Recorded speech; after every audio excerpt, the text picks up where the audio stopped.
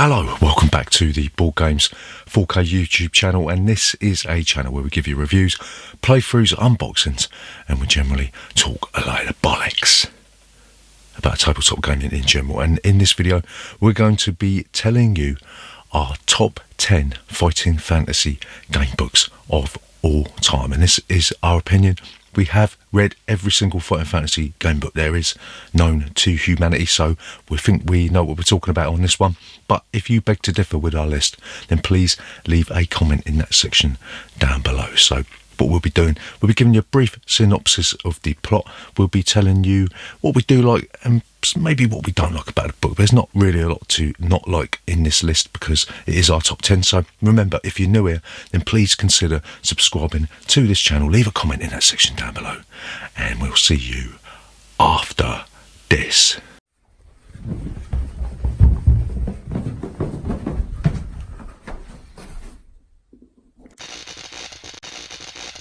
Board Games 4K. So number 10 on our top 10 fighting fantasy game books of all time is Seas of Blood, and this is a book that I think was written by Andrew Chapman. Yeah, it was written by Andrew Chapman in 1985, was it? First published in 1985, and this essentially is a book where you are going to race a evil character called Abdul the Butcher through the Seas of Blood. And what you're doing, you'll make a wager with Abdul the Butcher, and you'll be telling him that you think you can get to the city attack before he can. And there's some really nice encounters in this one. You've got the old swashbuckling krakens and all that sort of stuff in this one, and then it also takes you on sea and on land, and we really like this. So you'll be collecting booty along the way, and you've got your crew strength and your crew stamina and all that sort of stuff. So you're going to be having these sort of naval battles, not naval battles, but naval battles, and we really like Seas of Blood. It was a really strong entry after the debacle that was Rings of Keva, and that is our number 10, Seas of Blood. So number 9 on this list is, we're not cheating here because it is actually two books, but it comes under one title. It's Clash of the Princes. You've got the Warlock Prince and the Warrior Prince. One of you is going to be the warrior, one of you is going to be the wizard, and you'll be pitting yourself against the other player to complete a series of tasks that will entitle you to the throne of Gundabad. This uses a really novel mechanism where throughout the book you'll be told to write down a specific number, and then when the other player reaches a certain point in the book, they'll have to check to see what number you've got, and that will sort of link the two books together. So like we said, whilst this isn't the strongest written entry, it is one of the most novel entries, and it's also got that wonderful artwork in it from that classic fighting fantasy artist John Blanche. So this is we're really fond of this book, and we're really glad it was made, and it's just an absolute tragedy that they didn't capitalise on the success of this book and release any more two-player fighting fantasy game books. But Scholastic, if you're watching, maybe you should, you know what I mean? So number 8 on this list is a book by Steve Jackson. It's Starship Traveler, and I can hear everyone screaming out, going, no, not Starship Traveler. But yes, we love this book. You hate it. I know you hate it, but I love it. Whilst it's quite hard to complete, and a lot of people say there is only one path through the book, which is sort of like most fighting fantasy books, right? But this is the atmosphere created in this one is second to none, and we love the fact that you can take your whole crew out into space. And a lot of people say, well, you don't use them that often, but it doesn't matter. We love rolling out the crew. We love Starship Traveler. It's got some fantastic characters like the Eye of Baal. It's got those kids that are in control over the adults and all that sort of stuff. And you basically, what you've been doing, you've been flung into the Celtian void, and you'll be trying to find your way home, trying to find the coordinates to get back to Earth. And a lot of people don't like this book. It's got some dodgy artwork, and I mean, it's got some, the artwork's not that great, but like we said, the atmosphere created by Starship Traveler, and it was the first foray for fighting fantasy into the intergalactic realms, so to speak. And we do like Starship Traveler. You might hate it, we like it, but if you want to argue with me, then leave a comment in that section down below, right? So number 7 on this list is Steve Jackson's probably, to say masterpiece, it's his magnum opus, isn't it? It's Crown of Kings. This was released in 1985. We waited years for this to come out when I was a kid, and it didn't disappoint. Whilst it's not the strongest entry, and it is bloody hard, right? So that sort of brings the book down slightly, but for sheer ambition and sheer depth, and it is huge. It's got 800 entries, and I know there's been books subsequently, like game books, which have sort of taken the number of paragraphs and gone crazy with it, but this was unsurpassed in 1985 when it was released.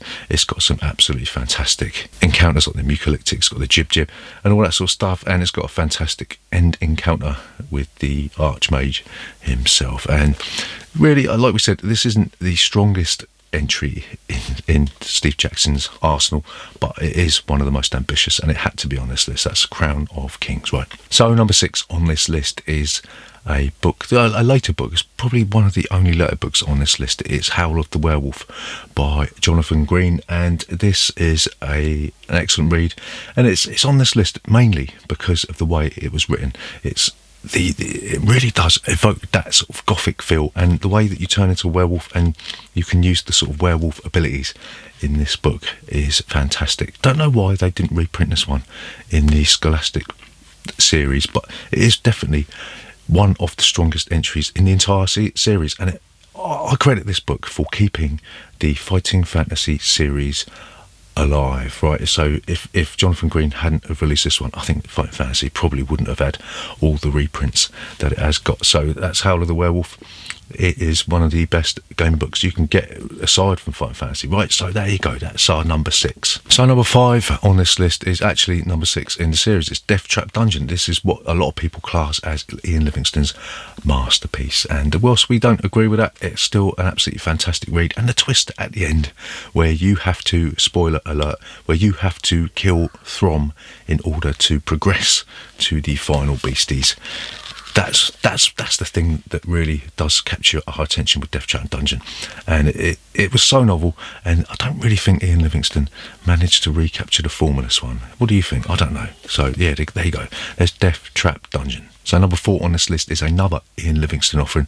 It's City of, and in this book, the town of Silverton is under attack from the Moondogs, being sent by this evil creature Zambarbone, and it's your job as the hero to go into Port Blacksand, find Nicodemus, the wizard, who will tell you how to kill Zambarbone. But Nicodemus, being the old grumpy old sod that he is, doesn't want to get involved. So he sends you off on a wild goose chase, trying to find all these ingredients that you can put together to kill Zambarbone. And this game book is absolutely fantastic. There's some really good puzzles in there.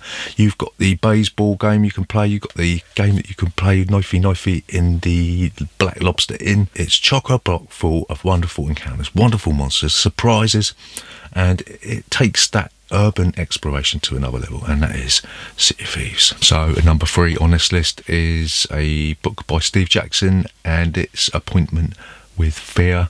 This is one of our favourite game books of all time. It takes the Fighting Fantasy game books into a new environment, a new genre, and it's basically like a superhero book, isn't it? And superheroes have sort of changed over the years, haven't they? You know, they've dumped all the multicoloured lycra for this sort of leather bondage gear, but this takes you back. Well, it was 1985, wasn't it? But this borrows from the sort of campy kitsch Batman of the 1960s TV show and thrusts it into Titan City, where you can meet all manner of weird and wonderful characters from the mind of Steve Jackson. You've got the Scarlet Prankster in this book. Daddy Rich is in there, and you've got the Radiation Dogs in there running terror around the city, and you've got the evil, sinister Sidney Knox, who is the bloke with the big head. And Appointment with Fear. So far as superhero books go, this is fantastic. Nothing else came in this one. They didn't make a second edition, or didn't make a second superhero game book for us, but it's there. It's Steve Jackson, one of his best books of all time. That's Appointment with Fear. So number 2 on this list is another Steve Jackson book. It's Seaboard Traps, one of our favourite game books of all time, and this one is the second part of the Sorcery Epic 4-part series, where you got the option of using the character that you had in the Shamatanti Hills, which was part 1, and you can take it forward into Seaboard Traps, and you'll be looking for the key to the north gate that will allow you to get out, so because it's locked by a spell, right? So you'll be going around like City of Thieves style. You'll be going around Carre trying to find the numbers of the spells and all that sort of stuff. But the thing that makes this special is that you can use spells in this. So you've got like a spell book at the back of the book. So you've got a spell book at the back of the book with all these spells, and you've got to try and memorise all of the 3-letter words that correspond to the spells. Yeah. And there's some wonderful characters in this. You've got the Mantis Man, you've got the Red Eyes, you've got the temples that you've got to negotiate. And all in all, this is a wonderful book. And obviously, you've got the fantastic, wonderful atmospheric artwork by John Blanche. This can be played on its own. It's good enough on its own. But when you play it as part of the Sorcery Epic, it really does come alive. And Steve Jackson, thanks very much for this book. You have created an absolute masterpiece. Cheers, mate. So, number 1 on this list, our favourite Fighting Fantasy game book of all time, it is House of Hell. And this is the first book that I ever bought in a little tiny toy shop down the end of the road called Christopher's. It was on the shelf. There was a load of other game books on offer. Obviously, I think this was 1984 when I bought this. So there's a lot of other books on offer, but this one stood out. I took it home and I remember reading it thinking, my God, what on earth is this? And I was hooked. So my parents didn't agree with me reading this because they are actually like very, very religious people, and when they saw me reading stuff with pictures like that on it and demonic sacrifices and rooms named after the occult, they weren't too happy about it. But being liberals that they are, they let me read it.